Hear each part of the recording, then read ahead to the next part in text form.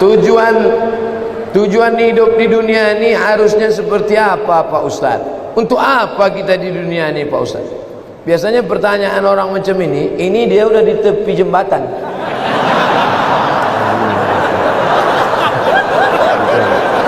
Untuk apa hidup ini?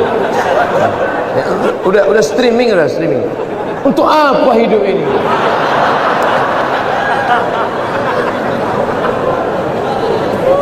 Satu, Alladzi khalaqal mauta wal hayata. Allah menciptakan hidup dan mati. Untuk apa? Liyabluwakum ayyukum ahsanu amala. Supaya Allah melihat siapa yang paling baik amala. Makanya kalau mau jadi pejabat, jadilah pejabat yang amalnya baik. Jadi polisi, jadilah polisi yang amalnya baik. Jadi tentara, jadilah tentara yang amalnya baik. Jadi ustadz, jadilah ustadz yang amalnya baik. Karena kita hidup ini dituntut siapa yang paling baik amala. Amal bukan sholat, amal bukan baca yasin, amal bukan puasa sunat. Itu ibadah. Hebat Pak Bupati kami Pak Ustaz. Kenapa? Pak Bupati kami rajin sholat duha. Itu bukan amal. Itu siapapun bisa. Sholat duha tak perlu jadi bupati. Betul? Yang dimaksud amal adalah dengan jabatan kekuasaan yang ada di tangan kita bisa kita berbuat. Kalau jadi anggota dewan, buatnya perda syariah. Anak SD tidak boleh masuk SMP kecuali punya ijazah MDA. Setuju? Itu Bang. Dengan kekuasaan. Jangan nanti udah pensiun baru datang. Ustaz Somad, apa yang bisa kita buat untuk bangsa ini? Tangan pun udah menggeletar. Itu apa? Ustaz Somad, kami sebagai aparatur negara, PNS, apa yang bisa kami buat amal kami? Mana PNS? PNS kemana nih? Kenapa banyak orang ngantri? Mohon maaf Ustaz Somad, PNS-nya sedang sholat duha di musola. Bodoh. Amal PNS bukan sholat duha. Sholat duha sebelum berangkat tadi. Amalnya sebagai PNS adalah bagaimana melayani masyarakat, dipermudah urusan orang. Urusan KTP Anda masukkan pagi, selesai sore, dikirim melalui pos. Bisa apa tak bisa? Bisa. Mudahkan urusan orang di dunia, dimudahkan pula urusan di akhirat nanti. Amin. Ustadz, apa yang bisa kami lakukan untuk ustadz-ustadz? Kumpulkan ustadz-ustadz, kumpulkan imam-imam, kumpulkan khotib-khotib, kumpulkan guru-guru mengaji, beri mereka pelatihan, permudah urusan SIM kendaraan bermotor mereka. Setuju? Wah, banyak yang setuju. Kenapa Ustaz tiba-tiba ingat itu?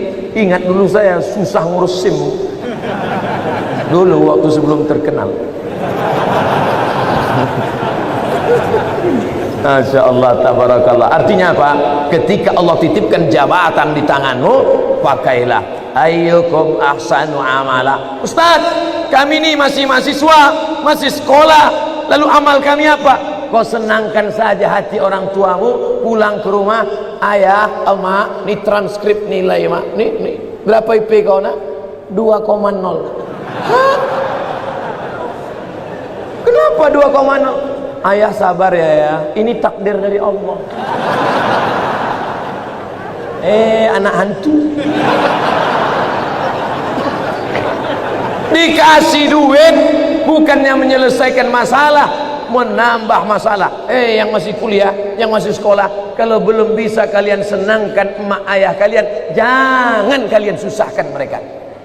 Jangan asal balik susah. Asal balik susah. Belum lagi dia balik, baru menengok nama dia di HP aja. Ini susah. Yang pertama amala. Yang kedua baru wa ma khalaqtul jinna wal insa illa liya'budun, ibadah. Itulah dia sholat, baca Quran, tahajud, puasa sunat, itu ibadah. Jadi kita ini gunanya di dunia ini cuma dua saja, amal dengan ibadah. Masuk kantor jam 8 pagi, pulang jam 4 sore, disiplin, tidak bolos ke mall. Itu namanya amal. Bapak polisi merazia orang melanggar peraturan, saking kan dia mau menegakkan, sampai dipeluknya kaca mobil Kijang Innova. Itu amal apa ibadah? Amal. Amal itu namanya. Ustaz tahu dari mana? Saya tengok tadi di Instagram. Dua itu saja tujuan kita hidup ini, amal dan ibadah. Perbaiki amal, perbaiki ibadah. Banyak orang ibadahnya bagus, amalnya tak bagus. Banyak orang amalnya bagus, ibadahnya tak bagus. Yang lebih parah, amal tak bagus, ibadah tak bagus. Siapa yang amalnya tak bagus, ibadahnya tak bagus, pergi ke jembatan Barelang. Untuk apa ke situ Pak Ustaz? Nah, jangan kau tanya lagi. Saking tak ada lagi kertas dah. Selamat menikmati.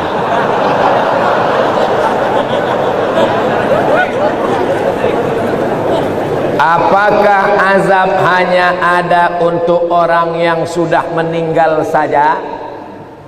Allahumma inni a'udzubika min azabi jahannam wa min azabil qabri wa min fitnatil mahya wal mamat wa min syarri fitnatil masihid dajjal. Hadis riwayat Muslim. Baca sebelum salam. 4. Allahumma inni a'udzubika min azabi jahannam wa min azabil qabri wa min fitnatil mahya wal mamat wa min syarri fitnatil masihid dajjal. Tangannya tetap satu, jangan 4. Hadis sahih. Menunjukkan dalam doa ini bahwa azab itu ada azab di dunia, ada azab di akhirat. Fitnatil mahya, azab hidup, ada azab hidup, ada azab akhirat. 2. Apa perbezaan cobaan dan azab? Salat rajin, puasa rajin, tak pernah mencuri, tak pernah maksiat, tiba-tiba sakit, itu ujian, karena Allah ingin mengangkat derajatnya. Minum khamar, mabuk, tiba-tiba sakit, azab dari Allah. Tapi azabnya itu pun juga Allah ingin menghapuskan silap salahnya. Makanya kalau ada orang sakit, ada 3 kemungkinan. Pertama, azab karena balasan atas dosa-dosanya, tapi di balik azab itu juga ada rahmat supaya dosanya hilang. 2, Allah ingin mengangkat derajatnya karena dia sabar menerima ujian. 3, Allah sudah menempatkan dia di surga tertinggi tapi amalnya kurang. Maka kata Allah kepada malaikat, malaikat kasih dia ujian supaya kalau dia cukup maka dia ditempatkan. Mudah-mudahan kita semuanya sudah ditempatkan di surga Jannatul Firdaus. Tinggal lagi menambah amal-amal kita. Ini udah kemarin nama dia di mana nih? Ini di Firdaus ya Allah. Amal dia gimana? Amal dia kurang-kurang sedikit. Buat dia agak demam-demam puyuh 3 hari. Kalau dia sabar masuk. Kalau nanti Bapak Ibu jamaah Tanjung Pinang masuk ke dalam surga, amin. Pas sampai ke dalam surga, tengok kanan kiri tak ada saya. Mana Ustaz Somad? Cari saya di ruang VVIP. Pede kan Ustaz. Orang Islam mesti pede. Yang ngajarkan dia pede Nabi. Man qala la ilaha illallah Muhammadur Rasulullah dakhalal jannah. Siapa yang mengucapkan la ilaha illallah Muhammadur Rasulullah dakhalal jannah, masuk surga. Ini banyak orang, kau gimana masuk surga? Entahlah Pak Ustaz, enggak pasti lah. Apa tak pasti? Kau masuk surga, pasti masuk surga. Cuman masalahnya masuknya kapan? Nah itu. Nah, ada yang antriannya panjang, pakai transit delay pula lagi. Nauzubillah.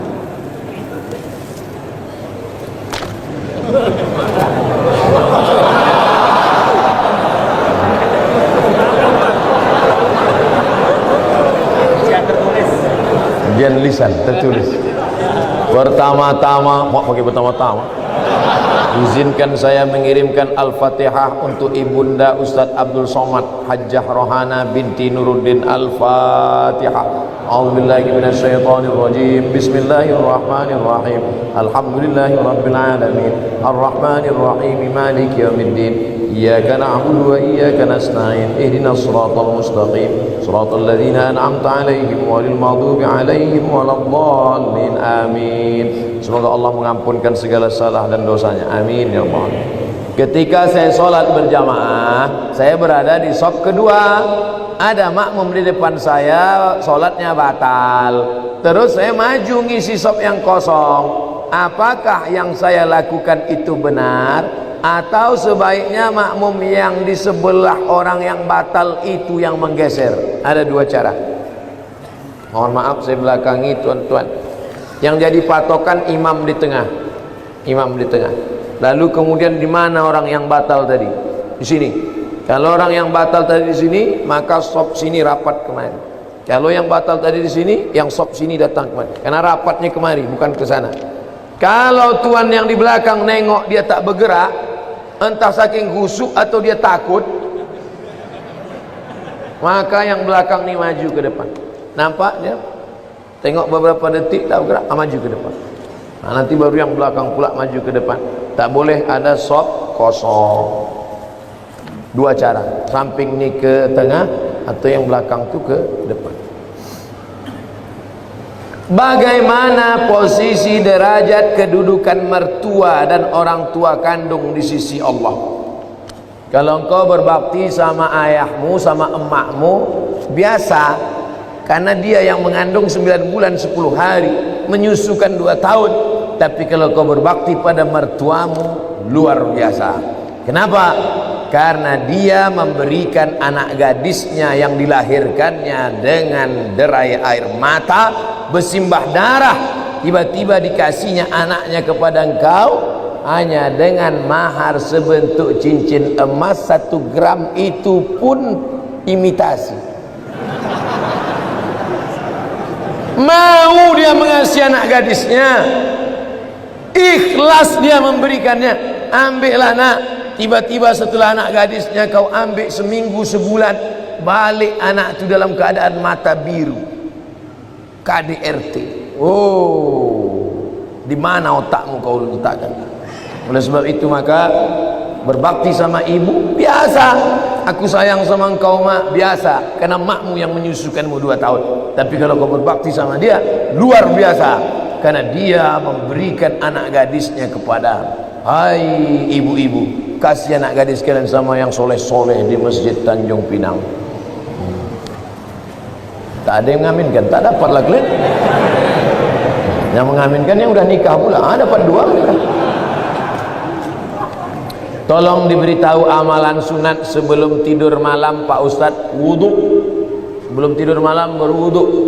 Paling bagus lagi sholat witir. Tapi katanya witir tengah malam. Ada 2 sahabat Nabi yang witirnya sebelum tidur. Pertama Abu Hurairah, yang kedua Abu Bakar Siddiq. Ya Aba Bakrin mata tutiru, hai Abu Bakar, kamu witirnya kapan? Ba'dal atama, habis isya salat witir. Maka siapa yang witirnya sebelum tidur, nanti malam tahajud saja tak usah tidur lagi, tak usah tidur lagi, tak usah witir lagi, maka dia dalam keadaan tidurnya suci. Baca kul huwallah, kul ambil falak, kul rabbin nas, ayat kursi, al-fatihah, subhanallah 33, alhamdulillah 33, Allahu akbar 33, miring ke kanan, hadap ke kiblat, bismika Allahumma ahya wa amut. Sunnah. Orang sekarang tidur megang remote. Pertama dia nonton TV, lama-lama TV itu nontonnya. Cemana mau dapat rahmat barokah? Mati su'ul khotimah. Yang ditonton film hantu. Saya tahu Ustadz tidak merokok, tapi tolong beri saya motivasi untuk stop merokok. Udah capek udah saya cerita rokok.